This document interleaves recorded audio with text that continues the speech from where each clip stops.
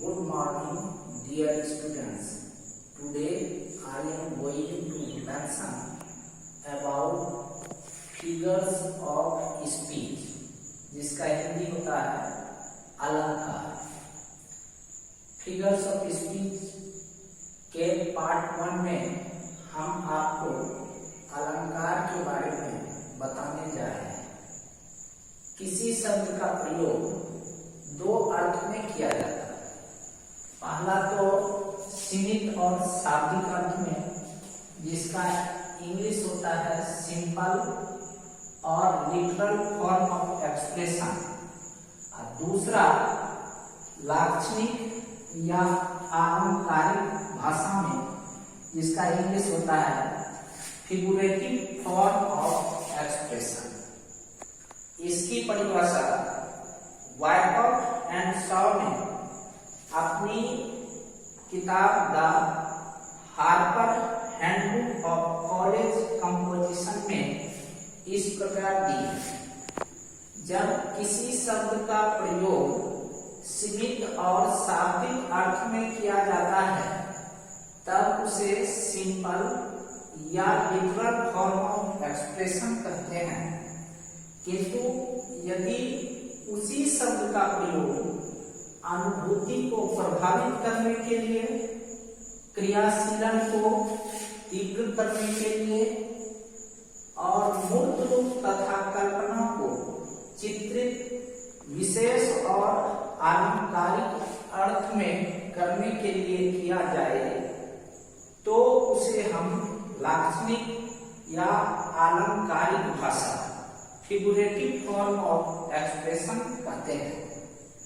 In other words, दूसरे शब्दों में, literal language is language that means exactly what it says in a matter of fact and plain fact way. Figurative language is language that suggests sense impressions, exaggerated activity, imagination pictures, that is, it suggests figures to the mind. Wyckoff and Shaw, the Harper Handbook of College Composition. इसकी परिभाषा इस प्रकार भी दी जा सकती है: a figure of speech defined. A figure of speech is a remarkable way of saying something. It is a form of expression that intentionally deviates from the ordinary mode of speech for the sake of more powerful, pleasing or distinctive effect. It is a mistake to believe that the figures of speech are simply devices by means of which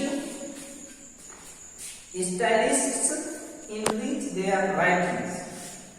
They are, in fact, a part of everyday speech. अब हम आगे कुछ ऐसे वाक्यों को देखेंगे जिनमें एक ही बात शाब्दिक, लिटरल और अलंकारिक, फिगुरेटिव दोनों तरीके से कही गई।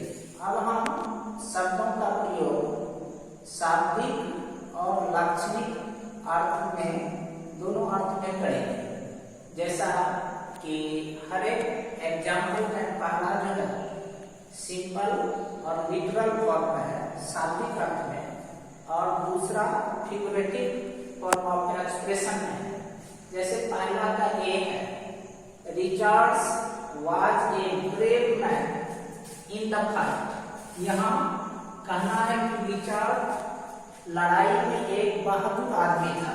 यहाँ ब्रेव मैन शाब्दिक अर्थ में है, लिटरल फॉर्म में है, सिंपल फॉर्म में है, और इसी को figurative form of expression Richards was a lion in the fight.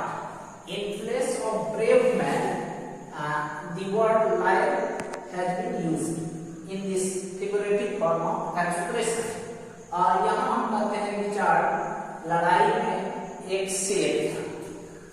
दूसरा है there are 10 pillars to the veranda of this house. इस घर में 10 स्तंभ हैं।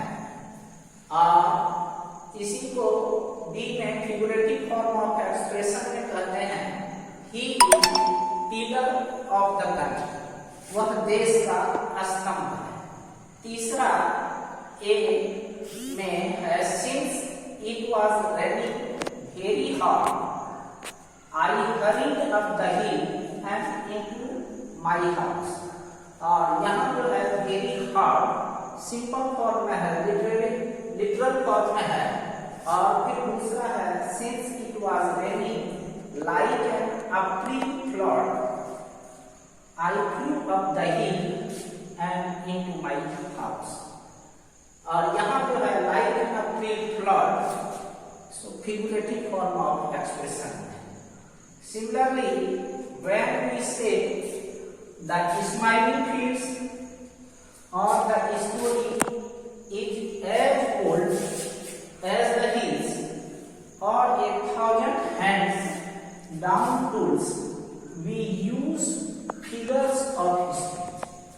अतः figures of speech की परिभाषा इस प्रकार दी गई है। A figure of speech is an intentional deviation from ordinary mode of expression.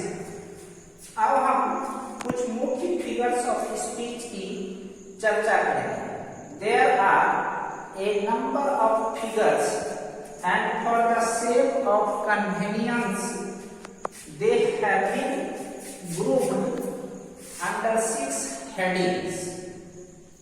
They are as सुविधा के लिए इन सारे फिगर्स ऑफ स्पीच को 6 हेडिंग में ग्रुप में रखे गए। फिर से बोलिए। हम अपनी सुविधा के लिए इन सारे फिगर्स ऑफ स्पीच को 6 हेडिंग्स में बांटे हैं। पहला जो है फिगर्स बेस्ड ऑन रिजेम्बलेंस, इसके अंतर्गत फिगर्स आते हैं सिमिली, जिसका हिंदी होता है उपमा, मेटाफोर, इसका हिंदी होता है रूपक, मिक्स्ड मेटाफोर, इसका हिंदी होता है मिश्रित रूपक, पैराबोल, नीति कथा, एलिगरी, अन्योक्ति रूपक, फेबल, किस्सा, पर्सोनिफिकेशन, जिसका हिंदी होता है मानवीकरण, और एपोस्ट्रोफी। दूसरा फिगर्स बेस्ड ऑन कॉन्ट्रास्ट और डिफरेंस, इसके अंतर्गत आता है ऑक्सीमोरन, विरोधाभास अंतर, एंटीथेसिस, विरोधाभास। तीसरा है फिगर्स डिपेंडिंग ऑन कंस्ट्रक्शन, इसके अंतर्गत आ गया क्लाइमेक्स, जिसका हिंदी होता है चरम, एंटी क्लाइमेक्स और पैथोस, जिसका हिंदी होता है रसातरस। और फिर चौथा जो है फिगर्स बेस्ड ऑन एसोसिएशन, जिसके अंतर्गत फिगर्स आते हैं मिटोनमी, मिट ऑन इमी और सिनेक्टर, ट्रांसफॉर्म, एपिथेट और हाइपरलेस, जिसका हिंदी होता है विशेष विपर्यय, एग्जेजरेशन और हाइपरबोल, जिसका हिंदी होता है अतिरंजना। पांचवा हेडिंग है figures based on indirect expression, इसके अंतर्गत आते हैं फिगर्स यूफेमिज्म, आयरनी जिसका हिंदी होता है व्यंग्योक्ति, सार्कास्म इसका हिंदी होता है कटाक्ष, लिटोट्स, फिर इंटरोगेशन या जिसे हम रेटोरिकल क्वेश्चन भी कहते हैं, फिर एक्सक्लेमेशन उद्गार, रिपीटिशन जिसका हिंदी होता है विकसन, और फिर छठा हेडिंग है figures based on sound. Sound के आधार पर फिर फिगर्स को पढ़ते हैं।